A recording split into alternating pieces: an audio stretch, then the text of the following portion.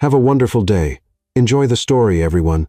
The sound of heels against marble echoed urgently through the grand lobby of the Whitmore Hotel, one of Manhattan's most exclusive venues. Ava Bennett rushed inside, her heart racing faster than her steps. She was late, ridiculously late, for the wedding of her best friend, Lila, and, of course, her phone had just died. The elevator was out of service. Of course, it was. With no time to waste, Ava grabbed the skirt of her pale blue dress and darted for the staircase, whispering apologies to no one and everyone as she climbed. Her curls bounced wildly around her face, and her breath caught with every flight, makeup barely holding up, dignity definitely losing it. But she didn't care.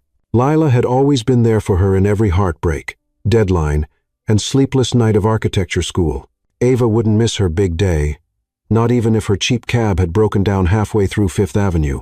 She was halfway up the last set of stairs when it happened. Turning a corner too fast, she collided into a solid wall of expensive fabric. No, not a wall, a man. He was tall, unmovably tall, and as she stumbled back, her heel caught the edge of a step and slipped. But before the fall could complete, strong hands grasped her waist and pulled her upright in one swift motion. Her face landed inches from his chest, where the scent of fresh pine and something darker, sandalwood, invaded her senses. Her breath hitched again, but for a completely different reason now. I'm so sorry," she blurted, stepping back quickly. Her eyes shot upward, and her words stopped cold. The man was handsome wasn't the right word. He was striking. Like someone who didn't belong in real life. Dark, well-groomed hair, intense blue eyes under furrowed brows, and a jawline so sharp it could have been carved by a sculptor. He looked like the kind of man who'd never been late for anything in his life, the kind who didn't trip, the kind who expected the world to make way. His eyes locked onto hers, and for a moment, the chaos dissolved into silence. "You okay?" His voice was low, smooth, and laced with a hint of curiosity, not annoyance, as she expected. Ava nodded too quickly. Yes, thank you. I just stairs, rushing, wrong turn." She stopped. She was rambling. He tilted his head slightly, not looking away. "You always make entrances like that?" There was a slight curve at the edge of his mouth. It wasn't a full smile, but it was close enough to one that it made her stomach twist. Ava looked away, cheeks blazing. "Only on very special occasions," she muttered, brushing invisible dust from her dress and trying to recover any scrap of composure. She tried to move past him, her hand gripping the railing, but he stepped slightly aside without taking his eyes off her, as if unsure whether to let her go just yet. "You're late," he said, not as a judgment, but as an observation. She blinked. "You noticed?" He finally gave her a small, amused smile. Hard not to. Ava exhaled, partly from nerves, partly from relief. Then, without another word, she hurried up the last few steps, not daring to look back. She didn't even hear him walk away. The ceremony had already begun, when she slipped quietly into the back row of the grand ballroom. Sunlight poured through the tall windows, illuminating the sea of pastel gowns and dark tuxedos. All eyes were on the altar, where Lila stood radiant beside her groom. Ava took a deep breath. She'd made it, but as she settled in and tried to focus on the vows, a tingling sensation crept over her, like someone was watching her. She looked to her right. No one. To her left. Still nothing. Then, as subtly as she could, she glanced toward the front rows, and her heart skipped. There he was, the man from the stairwell, seated beside the groom, in a tailored black suit that fit him like it was made for no one else. His hand rested casually over one knee, but his gaze was fixed on her, not in an obvious way, not leering or rude, but in a calm, deliberate way, like he was studying her, and he wasn't in a rush to look away. Ava turned forward quickly, her cheeks heating again. Who was he? She leaned toward the woman next to her and whispered, "Hey, do you know who that is sitting next to the groom?" The woman arched a brow. "You mean Ethan Carter?" Ava swallowed. The name sounded vaguely familiar. "Should I know him?" "You don't?"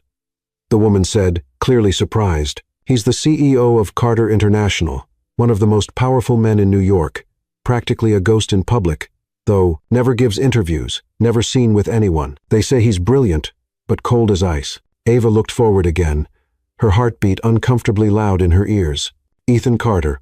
Of course, she'd heard the name. He was in the business news all the time, ruthless, elusive.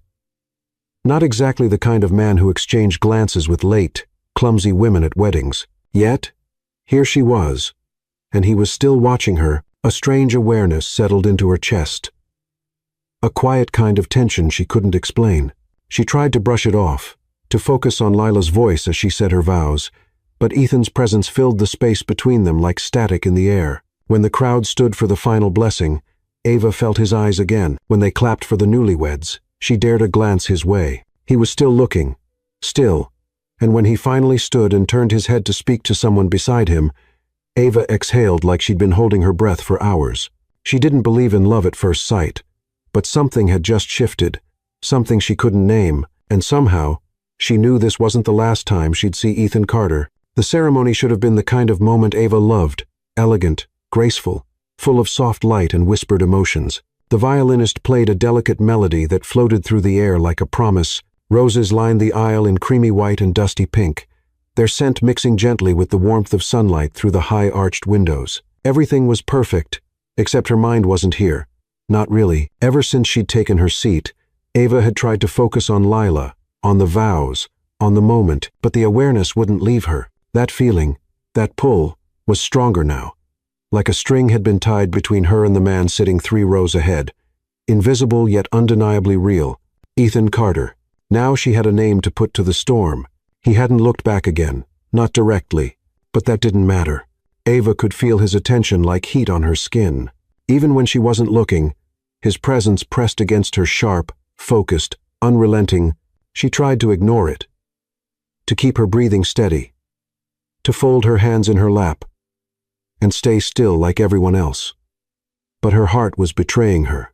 Every time the pastor said love, it seemed louder. Every time the guests laughed softly, she was the only one not smiling. And every time the sunlight touched her bare shoulders, it felt like fingers tracing her skin. Except it wasn't the sun she was thinking of, it was him. And that terrified her. What was wrong with her? She'd met the man for less than a minute. It had been clumsy, awkward, even ridiculous.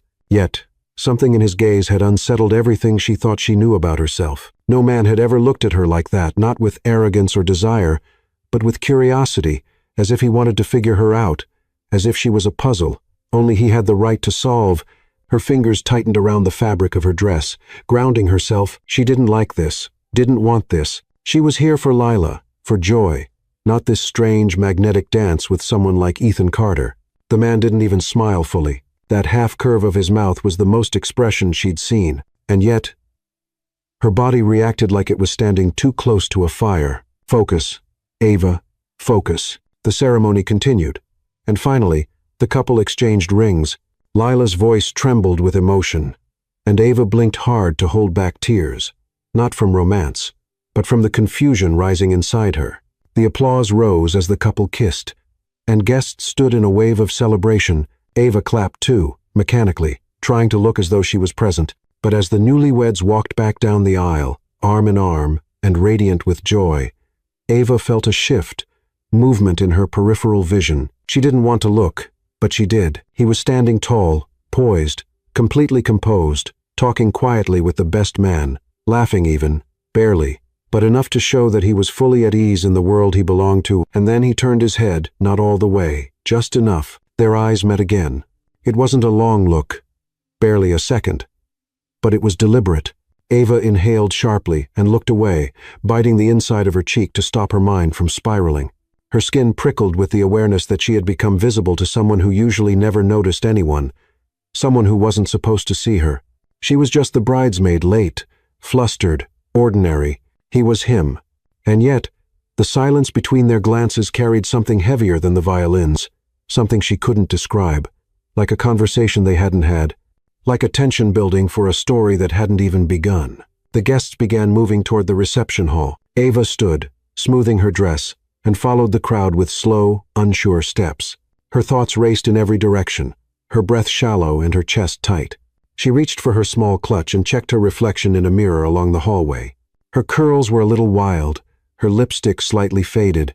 She looked like someone who'd barely made it to the ceremony on time. But there was a flush on her cheeks that hadn't been there earlier, a glow in her eyes that betrayed her inner unrest. Get a grip, she told herself. It was just a look, one glance, maybe 2. It didn't mean anything. Men like Ethan Carter didn't just notice women like her, especially not with so many socialites and heiresses in the room. Still, she had seen it, felt it, the quiet pause when he saw her, the subtle narrowing of his eyes, like she had interrupted something in his world, and instead of being annoyed, he'd been intrigued. The reception hall opened into a luxurious ballroom, lit by golden chandeliers and the soft clink of glasses.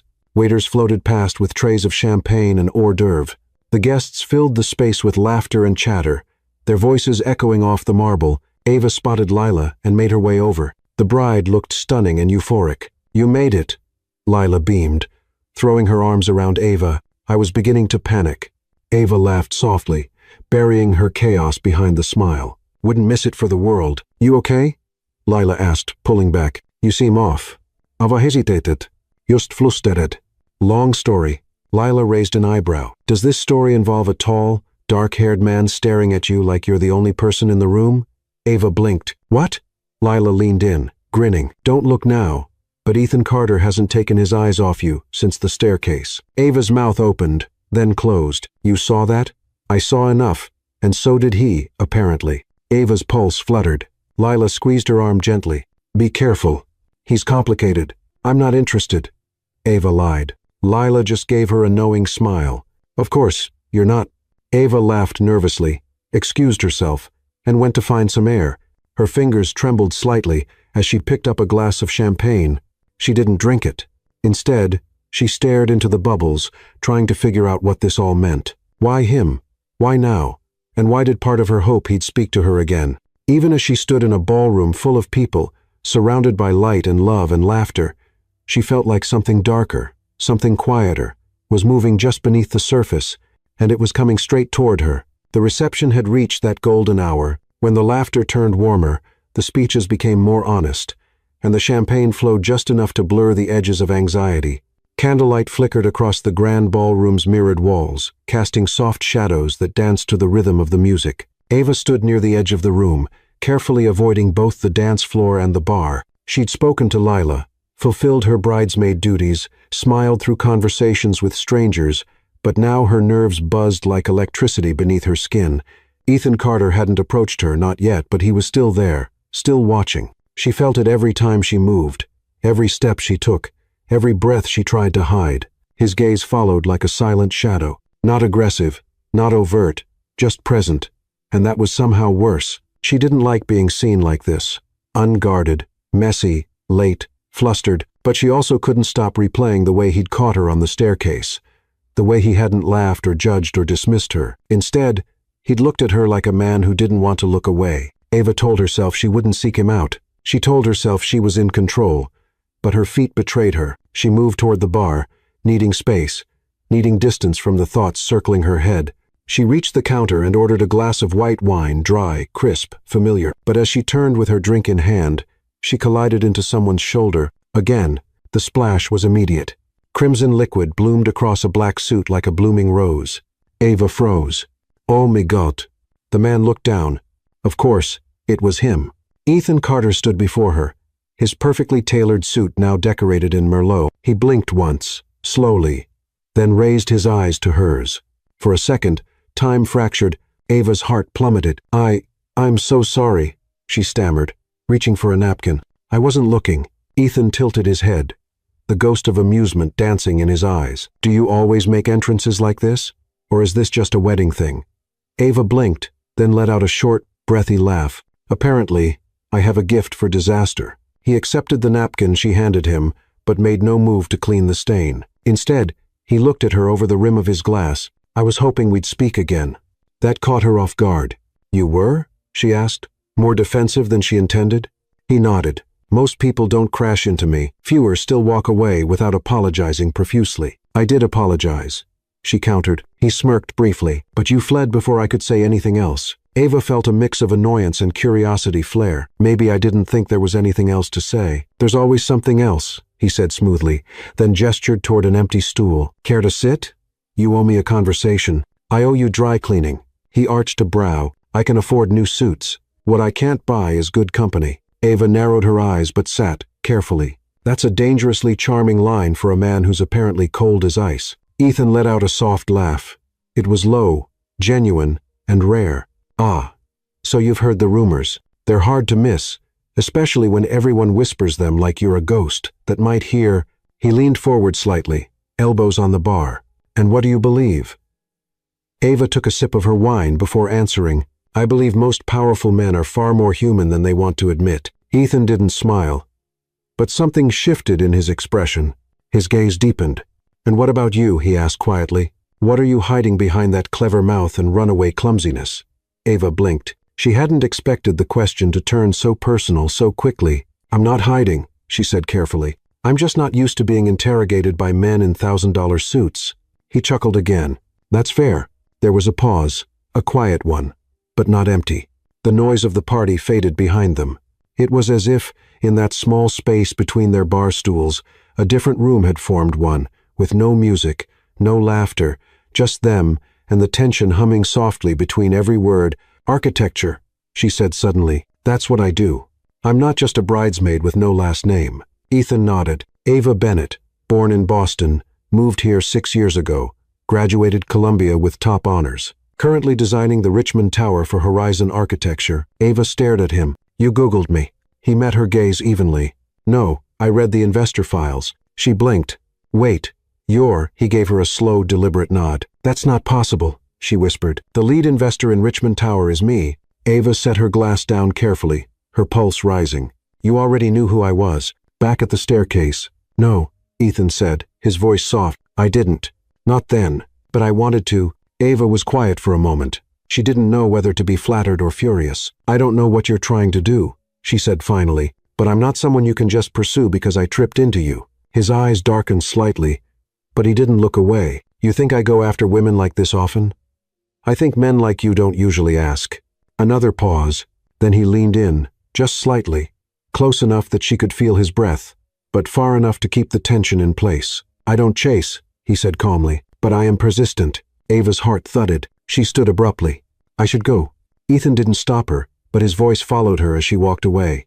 "Ava." She turned slowly. He met her eyes and said simply, "You have more effect on people than you realize."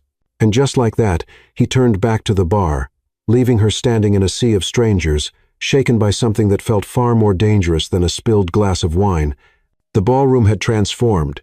What earlier buzzed with introductions and champagne clinks now glowed under a canopy of golden lights, casting a warm, intimate shimmer over everything. The music had softened jazz now, rich and smooth, guiding couples to the dance floor one by one, as if the night itself had decided it was time for closeness. Ava lingered near a column draped in soft white fabric and tiny twinkling bulbs. She kept a glass of sparkling water in hand, pretending to sip, pretending not to feel what she felt. But she couldn't pretend she didn't notice when Ethan Carter stepped onto the dance floor. He wasn't dancing, he was observing. Standing at the edge of the crowd, tall and composed in his now wine-stained suit, though somehow still impeccable, he scanned the room with the kind of calm assurance that only men like him carried, powerful, unshaken, selective. Ava's breath caught when his gaze landed on her again. This time, there was no crowd between them, no staircase, no awkward accident to blame, just the quiet possibility of something neither of them fully understood.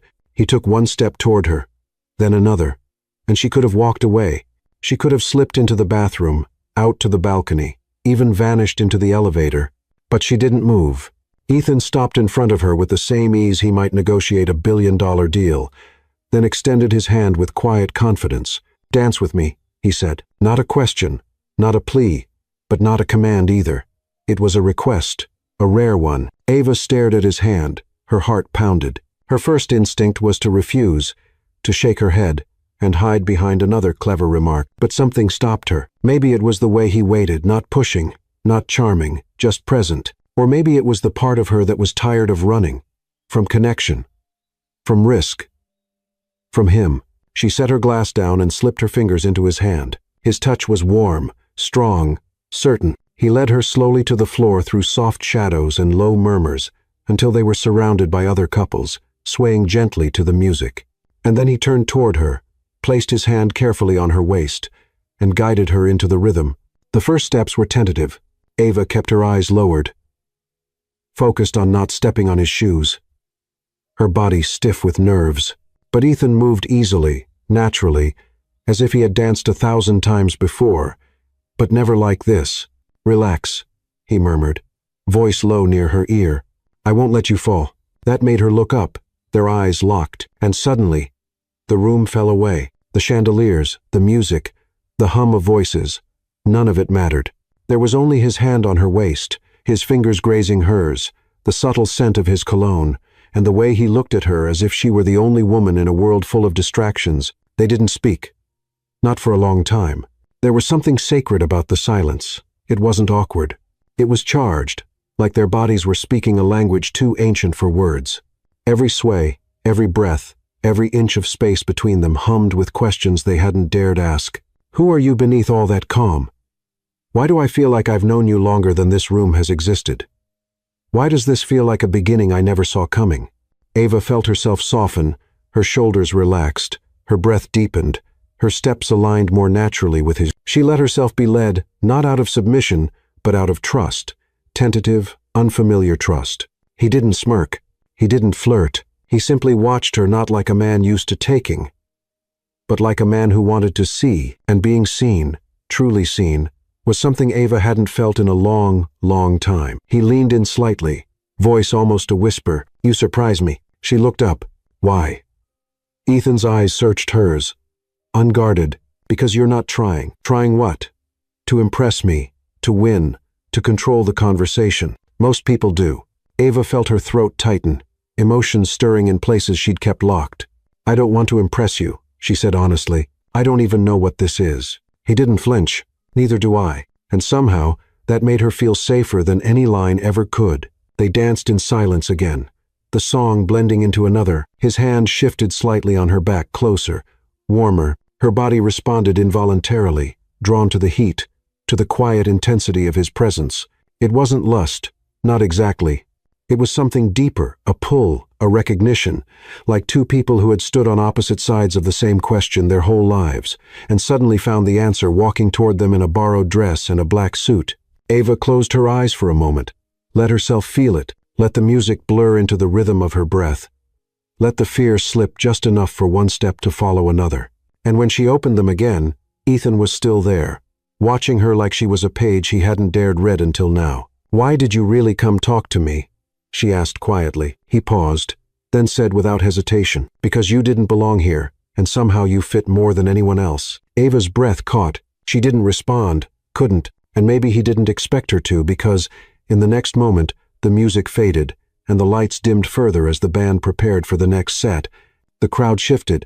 Applause rose gently, but neither of them moved. They just stood there, still holding each other, as if the rest of the world could wait, as if this dance wasn't over, as if something was beginning slowly, quietly, undeniably, and neither of them was ready to let go. The night had deepened into that quiet, elegant hour when the music slowed, the laughter faded into murmurs, and the last of the champagne sparkled untouched in half-filled glasses. Most guests had drifted away, some toward elevators, others slipping into black cars that waited like shadows outside the marble entrance of the Whitmore Hotel. Ava stepped out into the chilled New York night air, wrapping her arms around herself. The warmth of the ballroom still lingered on her skin, but inside her chest, a different heat simmered, quiet, nervous, disorienting. She checked her phone, still dead, of course. She walked toward the valet stand, searching for any sign of available rides. Nothing. A sea of sleek town cars had vanished into the city, swallowed by midnight. A voice behind her cut through the silence like velvet against glass. "Need a ride?" She turned. Ethan stood a few steps away, his coat already on, his tie slightly loosened. The controlled corporate perfection of earlier had softened. He looked almost human, still powerful, still untouchable, but less like a statue, more like a man. "Ava hesitatet. I'll call a car." "You can't. I'll figure it out. Your phone's dead." She narrowed her eyes. "You were watching me." He didn't flinch. "I was paying attention." She should have been angry. She should have walked away. But the truth was, he was right. And worse, a part of her didn't want to be alone just yet. Not after the way he'd held her on the dance floor. Not after the way his silence had spoken louder than the music. Ethan stepped closer. "Let me drive you. I didn't think you drove yourself anywhere." "I don't." She raised a brow. "But tonight," he added, his voice lower, felt different. Ava stared at him for a beat too long, then sighed. "Fine," she said, "but only because it's freezing." He gave a half smile. Of course, the ride was silent at first, not the awkward kind, the charged kind.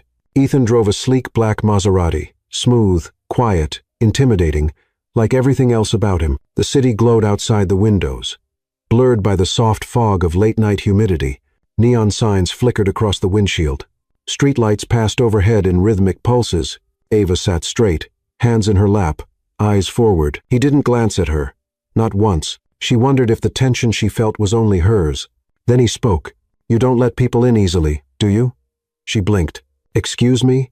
"You guard yourself with wit, distance, like armor." She turned her head, brows slightly raised. "And you analyze all your passengers like this?"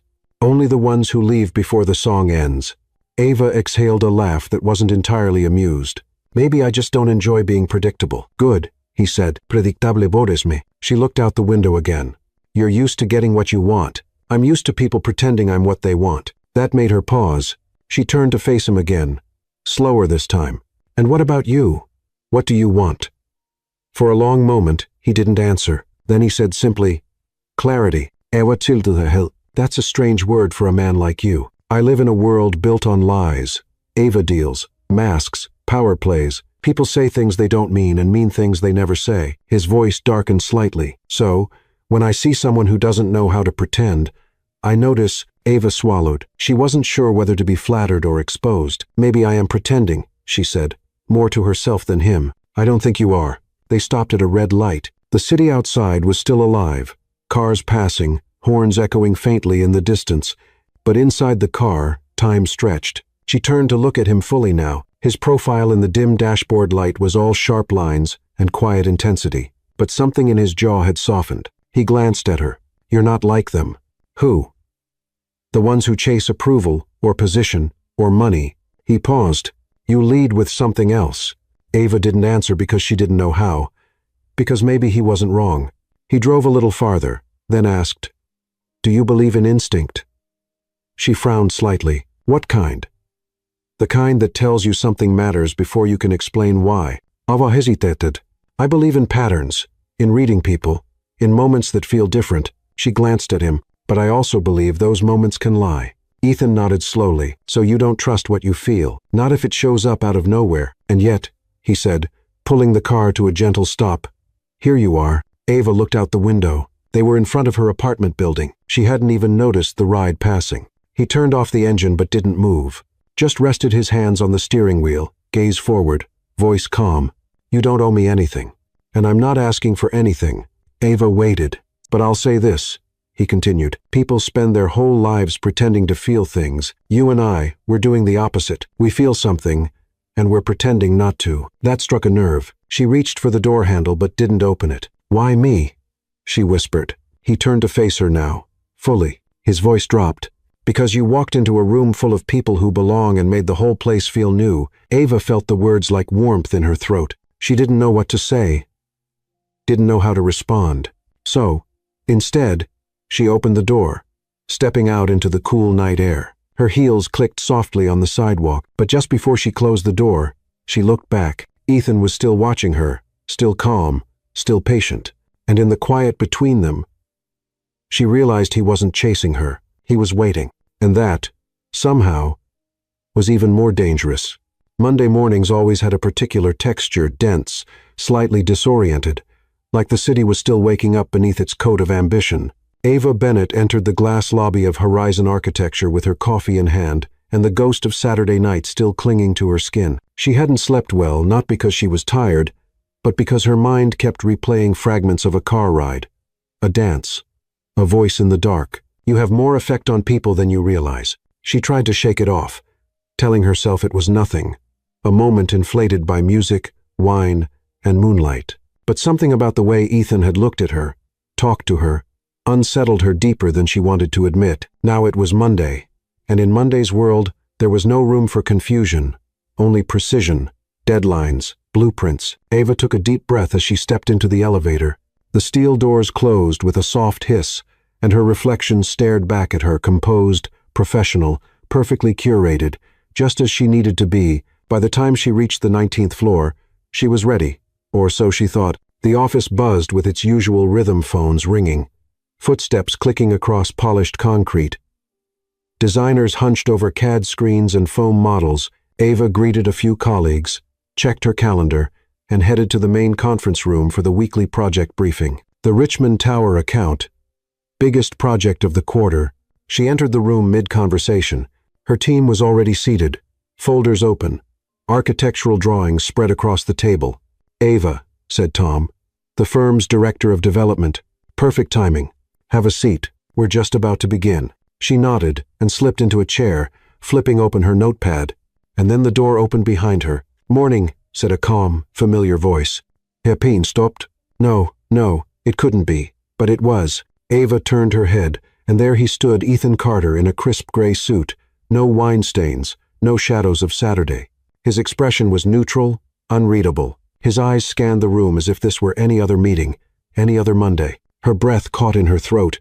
"Team, I'd like to formally introduce Ethan Carter," Tom continued, completely unaware of the silent earthquake happening inside her. "He's now the lead investor on the Richmond Tower project. He'll be working closely with us, moving forward."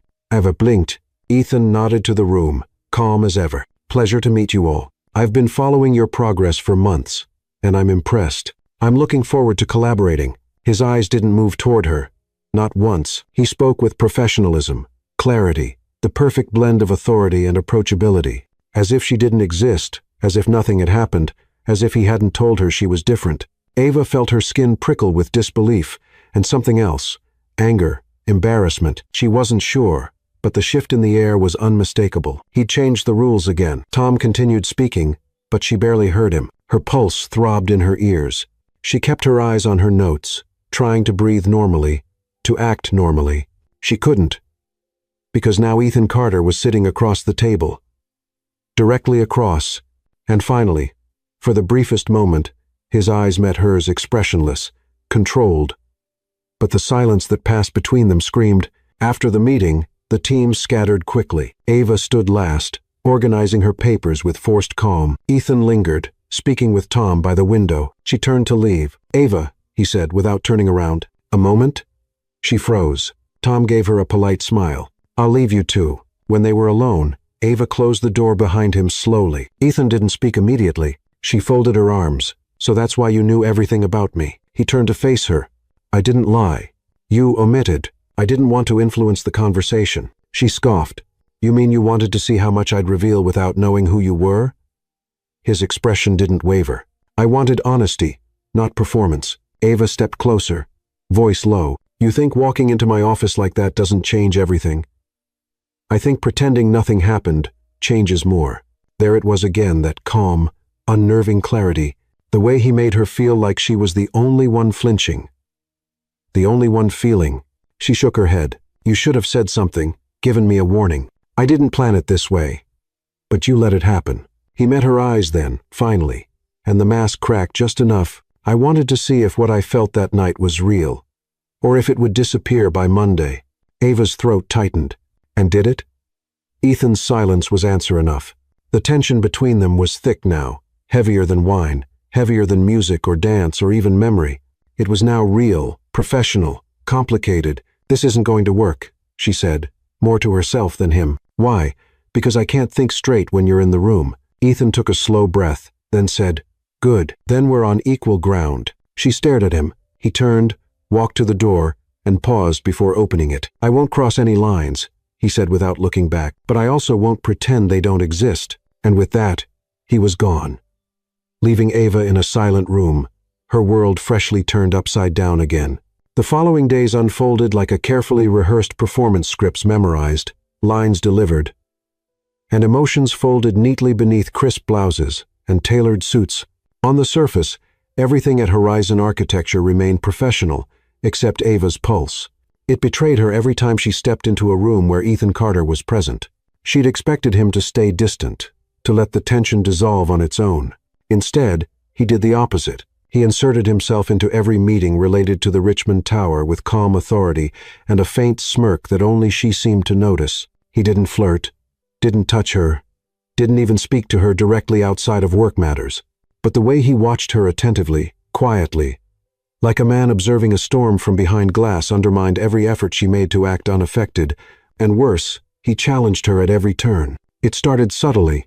During a design meeting, Ava presented her vision for the lobby's atrium: bold skylights, suspended gardens, natural textures. She'd spent weeks refining it. Ethan sat at the head of the table, fingers steepled beneath his chin. "The concept is beautiful," he said, voice even, "but how will the acoustics hold up during peak hours?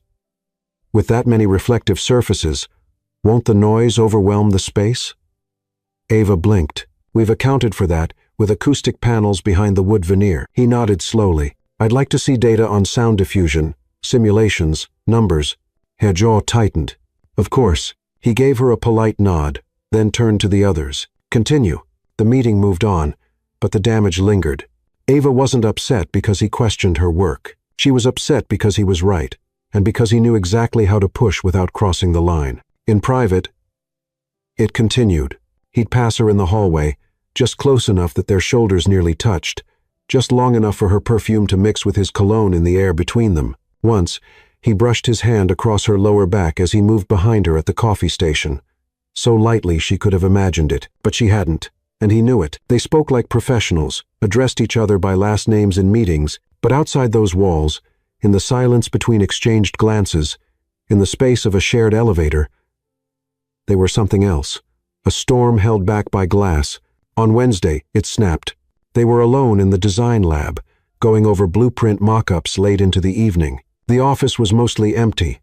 The city outside bathed in soft gold and steel blue. Ava stood over the plans, marker in hand, tracing adjustments. Ethan leaned against the opposite table, arms crossed, watching her. "You're avoiding the mezzanine question," he said quietly. "I'm prioritizing the base structure." She replied without looking up. "The mezzanine is critical to the flow between levels. We'll integrate it once the main supports are resolved." "You're delaying." Ava snapped her head toward him. "I'm strategizing." A pause. Then, in a voice far too calm, "Do you always take things personally when someone challenges you?" She stepped forward. "Do you always test people just to see how far they'll bend before they snap?"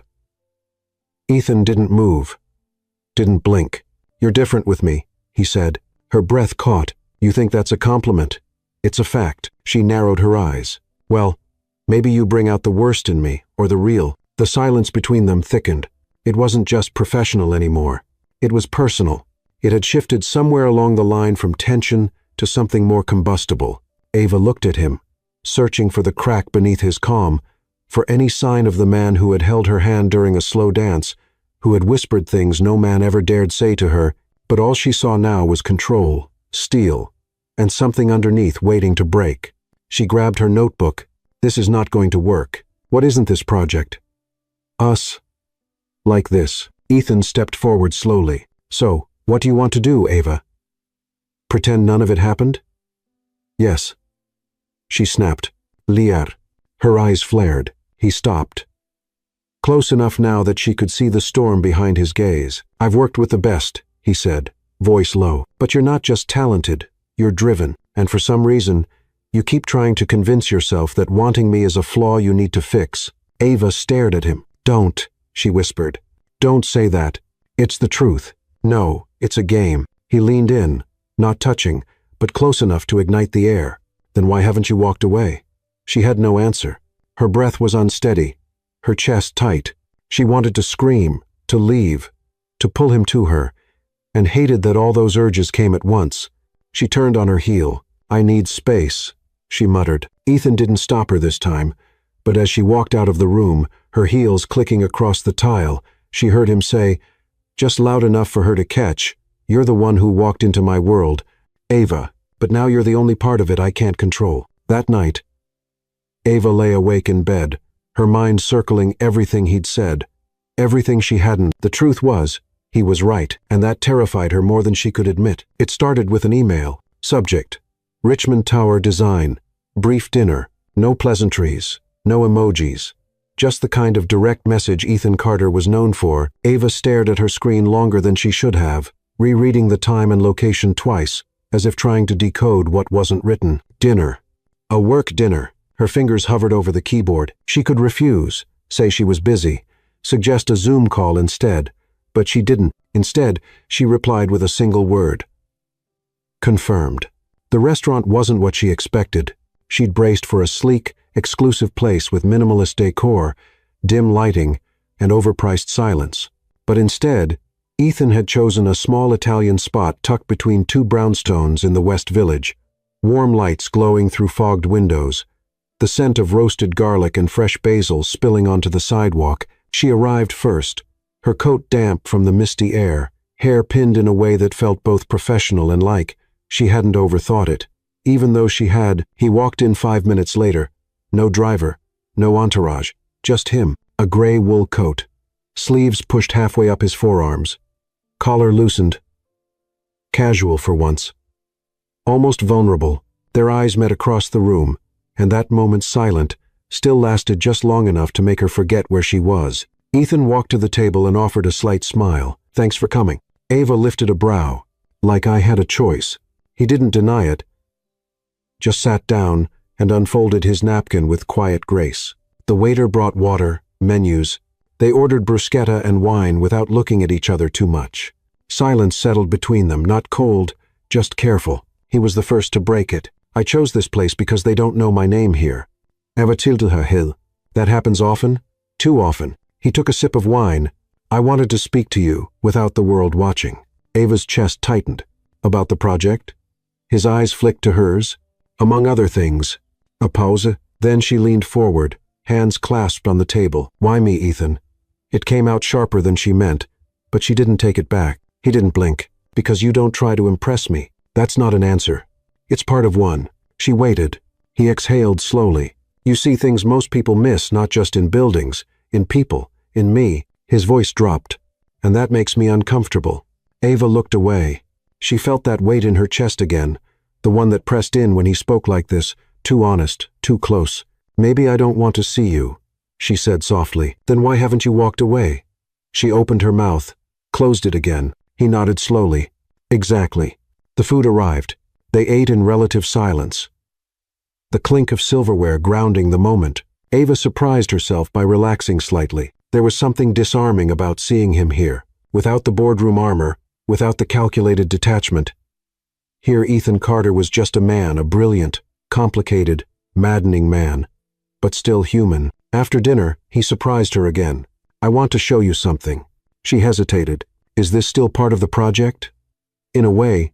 He paid the bill without fanfare, then led her through the quiet streets. Coat shielding her from the drizzle, they walked 3 blocks in silence until he stopped in front of a gated property. It was an old theater, abandoned, covered in ivy and faded posters. Ava looked at him, puzzled. This was the first place I ever felt anything, Ethan said. She turned to face him fully now. What do you mean? I was 12. My father had just bought it, planning to tear it down. But for some reason, he brought me inside before the demolition. He smiled faintly. There were still red velvet seats, chandeliers. The stage creaked when I walked across it. But I remember standing there and thinking, this mattered to someone. Ava was quiet. He continued, voice distant. That's when I started noticing things others didn't. The weight of a room, the light through a broken window, the stories that don't make it into blueprints. She was stunned not because of what he said, but because of how he said it raw, untouched. Why are you telling me this? He looked at her. Because no one else ever asked. Ava swallowed hard. The air between them shifted. Something softened. Something surrendered. And she realized this wasn't a man who avoided feeling. This was a man who never had permission to feel until now. They walked a little longer, their footsteps sinking on wet pavement. Back at her building, she hesitated on the sidewalk. Thank you, she said. For what? For not being who I thought you were. He stepped closer, not touching, just near enough for the warmth to rise between them again. You're changing things, Ava. She felt the words all the way to her spine. I'm not trying to... I know, he said softly. That's why it's working. A beat of silence. Then she smiled, gentle and real. Good night, Ethan.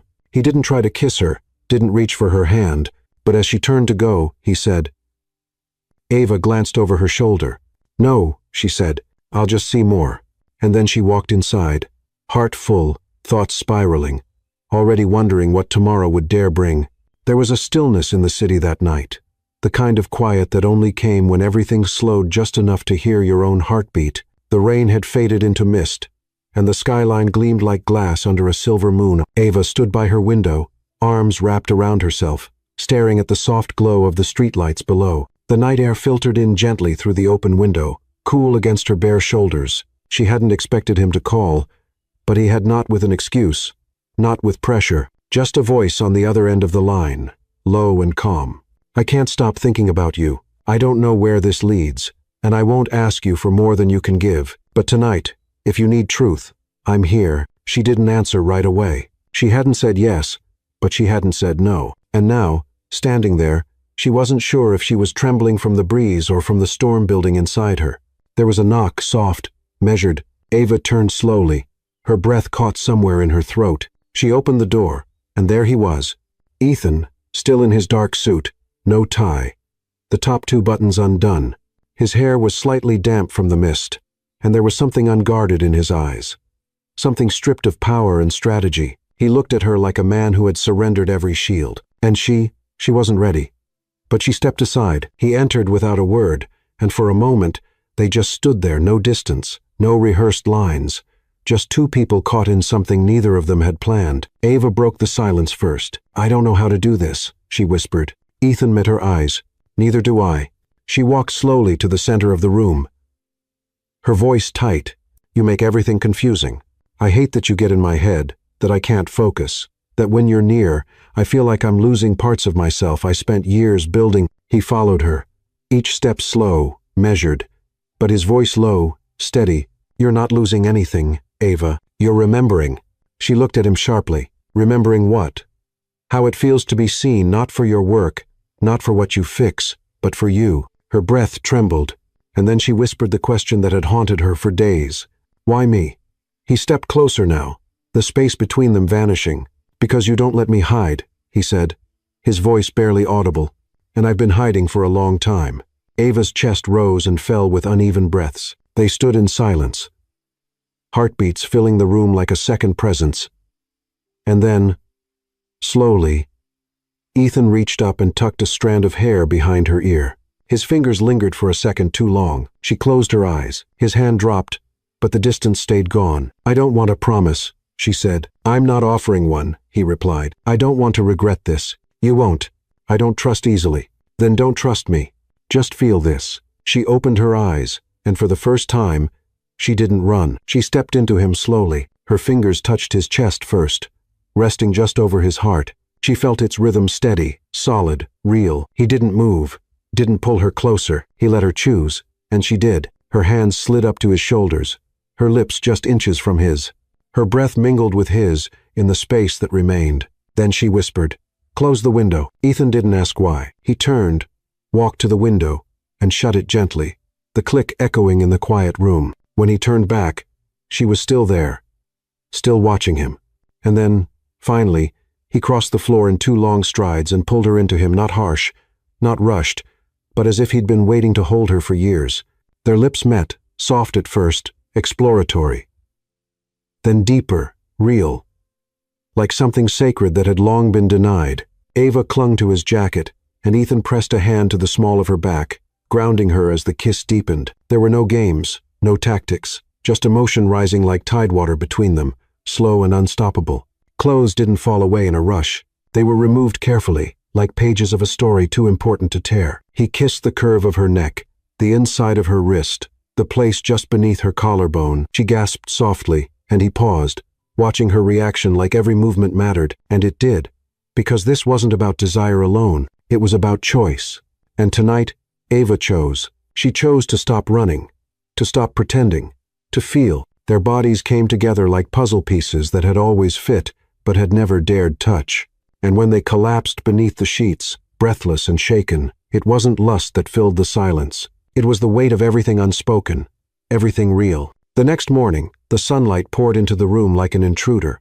Ava stirred slowly, the warmth of the bed still clinging to her skin. She reached for the edge of the sheet, then sat up slightly. Ethan was already awake, dressed, standing by the window, his back to her. The silence wasn't cold, but it was different. Ava wrapped the sheet around herself and walked to him. "You're leaving?" He nodded once. "I have meetings." "Of course," he did. She waited for something else, a look, a word, a reassurance, but all he said was, "Last night wasn't a mistake." Ava swallowed, then said, almost too softly, "But what comes next?"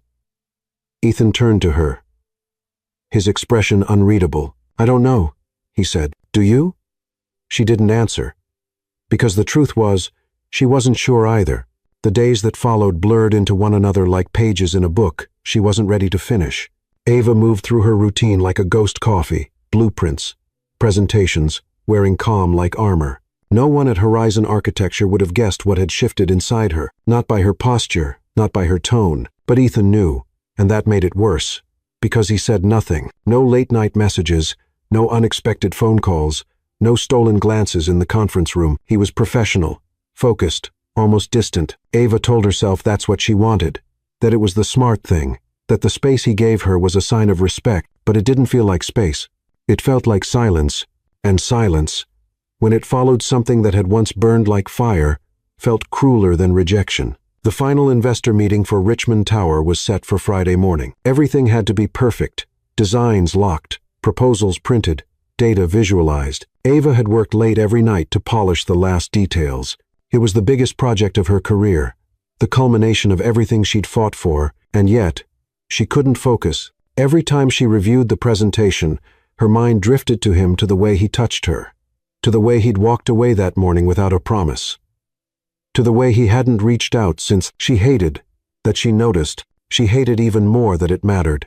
On Thursday evening, she found him in the boardroom alone, reviewing documents in the soft golden light of the city skyline beyond the glass walls. She didn't knock. She stepped inside and closed the door quietly behind her. Ethan looked up, surprised, but only for a moment. Then his expression settled back into something unreadable. "I need to ask you something," Ava said, her voice low. He nodded. "Go ahead."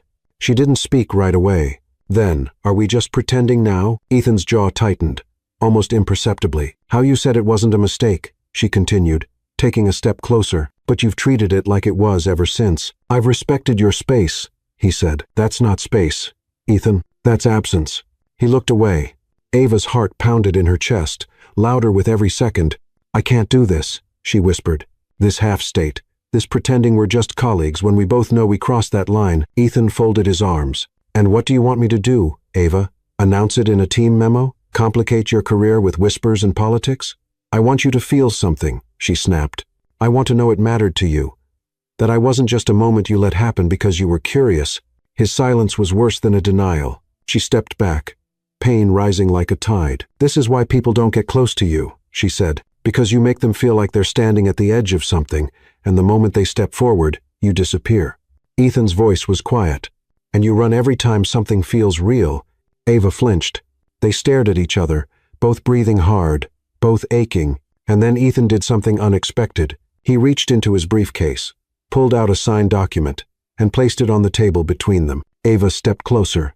It was a full transfer of his shares in the Richmond Tower project. Her name was listed as lead stakeholder. Her eyes widened. "What is this?" "I'm removing myself from the project," he said, effective immediately. She couldn't speak, could barely breathe. "This was never about control," he added. "It was about being near you. But if being near me is what's stopping you from being fully you, then I won't be the thing that stands in your way." Ava's voice cracked. "You can't just walk away." "I'm not walking," he said, meeting her eyes. "I'm letting go." She felt the words like a punch to the chest, because, beneath all her defenses, behind the walls she'd built, she didn't want him to let go. But she also didn't know how to ask him to stay. Tears welled in her eye. She hated them. "I didn't ask for this," she whispered. "Neither did I," he replied. "But we found it anyway." A silence followed. One, heavier than anything they'd said, and then Ethan picked up his jacket and walked toward the door. He paused beside her, just long enough for their shoulders to brush, and then, without looking back, he said quietly, "If I stay, you'll keep running. If I leave, maybe you'll stop." And then he was gone. The room felt too quiet, too wide, and Ava stood there, heart shattering under the weight of everything she had tried not to feel. 3 days. That's how long it had been since Ethan walked away. 3 days since Ava sat in the empty boardroom, staring at a piece of paper that symbolized not only the end of a project, but something far more personal. She had read and reread the document, memorized the weight of his signature, the firm strokes of his name, the quiet finality it carried, but it wasn't the contract that haunted her. It was his silence. No calls, no emails, no accidental run-ins. She didn't know where he was, and that absence hurt more than his presence ever had. The office moved on. Richmond Tower was now fully under Horizon's leadership, and Ava, on paper, was thriving. Colleagues praised her, clients applauded her, but inside, she was unraveling. Because the truth she hadn't said aloud that day in the boardroom was now echoing in every silent moment. She didn't want him to go. Sunday afternoon, the city breathed slow and gray. A soft drizzle coated the streets like a whisper, and Ava found herself walking nowhere in particular. Her umbrella hung loosely at her side, unopened, forgotten. Memories of him clung to the city's corners, the coffee shop near the office, where he'd once stood too close behind her in line, the restaurant where they'd sat too long, saying too little, the gated theater he'd shown her, where his voice had cracked with something real. Everything reminded her of Ethan, and everything she hadn't said. Her phone buzzed in her coat pocket. Lila. Ava answered quickly. "Please tell me you're home," Lila said. No greeting, just breathless urgency, because someone is standing outside your building like he's waiting for a miracle. Ava's breath stopped. "What?" "I just passed by umbrella in one hand, grocery bag in the other, and then I saw him, just standing there. No coat, no umbrella, just pacing like he's rehearsing a speech he doesn't know how to finish." Ava didn't even respond. She ran. The rain turned into mist as she rounded the corner to her street, her boots splashing against shallow puddles, her hair sticking to her cheeks. And then she saw him, Ethan, standing beneath the awning of her building, soaked, still, quiet. And when he saw her, his breath caught, like he hadn't been sure she would come. She slowed to a walk. He stepped forward. Neither of them spoke. Then, finally, he said it. "I was wrong." Ava blinked, her chest rising and falling too quickly. Ethan took another step. "I told myself I was doing the right thing, that leaving would give you space, that disappearing would make it easier for you to move on. But I was wrong." He searched her eyes. "I haven't slept. I haven't worked. I haven't done anything right since I left. Because every time I close my eyes, I see your face, and every time I try to move on, I hear your voice asking why I didn't fight harder." Ava's lips parted. "I never asked that." He smiled, faint, broken. "You didn't have to." The silence between them pulsed with meaning. Ethan continued, his voice raw. "I've spent my whole life building walls, creating systems, controlling every variable. And then you walked in late, chaotic, stubborn, and suddenly nothing made sense anymore." He stepped closer again. "I thought I could walk away from you, that I could bury this feeling like I've buried everything else that scared me." A pause. "But I can't." Ava swallowed hard. He looked at her with no mask, no pride. Just a man stripped down to the one truth he could no longer hide. "I'm in love with you." It wasn't dramatic. It wasn't loud. It was real, honest, and it shattered something in her. Because she had waited. Waited for those words to come from someone who meant them. And now that they had, the walls she'd spent years building cracked wide open. Ava's voice trembled. "Do you mean it?" "I've never been more certain of anything." Her eyes filled. She tried to speak, but no words came, only a breath, shaky and full of everything. She hadn't let herself feel. He held out his hand. "Say something," he whispered. She stepped forward slowly, water dripping from her coat, her hair plastered to her cheeks. "I've spent days pretending I didn't need you," she said, voice low, telling myself that walking away was strength, that silence was peace. She looked up, tears now falling freely. "But the truth is, I haven't felt alive since you left that room." Ethan didn't speak. He didn't need to. She was already in his arms.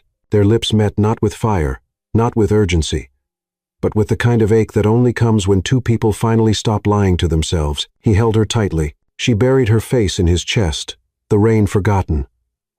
And for the first time, there were no questions, no conditions, just truth, just them. They stood there long after the world around them resumed, cars passing, lights flickering on behind windows, the city returning to its rhythm. But for Ava and Ethan, time had stopped, and neither of them was ready to move again. Time passed not in sudden leaps or dramatic turns, but in quiet, steady rhythms, like the ticking of a clock no one really hears until everything else falls silent. For Ava and Ethan, The days after that rainy reunion became something sacred, not because they were flawless, but because they were real. They learned each other in fragments. Not just favorite foods or childhood memories, but fears. Silences, the way she chewed her lip when deep in thought. The way he touched the edge of his watch when nervous. The way neither of them had ever truly belonged to anyone before. Ethan no longer needed to be in control. And Ava no longer needed to run. They weren't trying to be perfect. They were just present. 3 months later, on a Friday evening, when the city pulsed with spring warmth and the skyline shimmered gold, Ethan invited her to dinner. Not just any dinner. He'd planned it himself. No assistants. No grand team.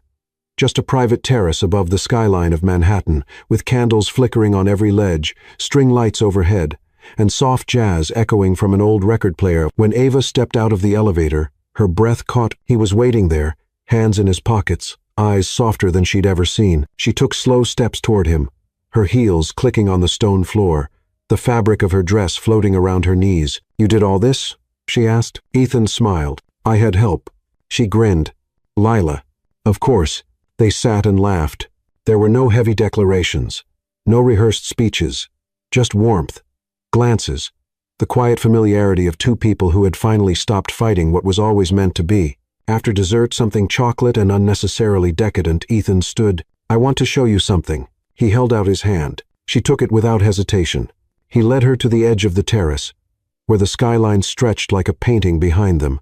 The breeze kissed her shoulders. The city breathed beneath their feet. And then, slowly, Ethan turned to her. Ava froze, because in that moment, she knew. He dropped to one knee, no dramatic gasps, no music swell, just that soft, steady look in his eyes, the one that always saw her, always waited for her to catch up. "I've built towers," he said, voice quiet. "Closed deals, won. Every kind of battle they told me mattered, but none of it made sense until I met you." Ava blinked, her hands trembling.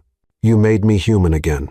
You made me feel, and you made me want a life I never believed I deserved." He reached into his pocket, revealed a simple, elegant ring platinum, a single diamond, no glittering noise, just meaning, "Marry me, Ava Bennett." She didn't cry right away. She just smiled, the kind of smile that only comes when your soul recognizes home. "Yes," she whispered, then louder, firmer. "Yes." 1,000 times. "Yes." He stood, slid the ring on her finger, and pulled her into a kiss that melted every scar they'd once carried. Above them, the city kept spinning, but in that moment, it felt like the world had paused, just long enough for two hearts to choose each other completely. 6 months later, the wedding wasn't extravagant. It wasn't about guests or appearances. It was about them, a garden ceremony at sunset, Lila beaming beside Ava, Tom wiping his eyes like he wasn't crying, and Ethan, standing at the altar in a dark navy suit, hands steady, heart open. When Ava walked down the aisle, the wind caught the veil just enough to make it dance. Her father held her arm, but it was Ethan's eyes she searched for. And when their hands finally met again, everything else fell away. The vows were written by hand, spoken slowly, meant fully. And when Ethan said, "I will choose you every day without needing to understand every piece of you, only needing to love you," there wasn't a dry eye in the crowd. Ava replied with a smile that trembled slightly, then said, "And I will never run again, because now I know home isn't a place, it's a person, and that person is you." They kissed the kind of kiss that sealed stories, not just promises, and the applause felt distant, like background music to something far more intimate. Afterward, as twilight painted the sky in hues of lavender and amber, they slipped away from the crowd, just the two of them, walking hand in hand across the garden lawn, barefoot, laughing. "I never imagined this," Ava whispered. Ethan glanced at her. "Imagined what?" "That the man who once terrified me with his silence would be the one who taught me how to listen to my own heart." He pulled her close, arms wrapping around her from behind.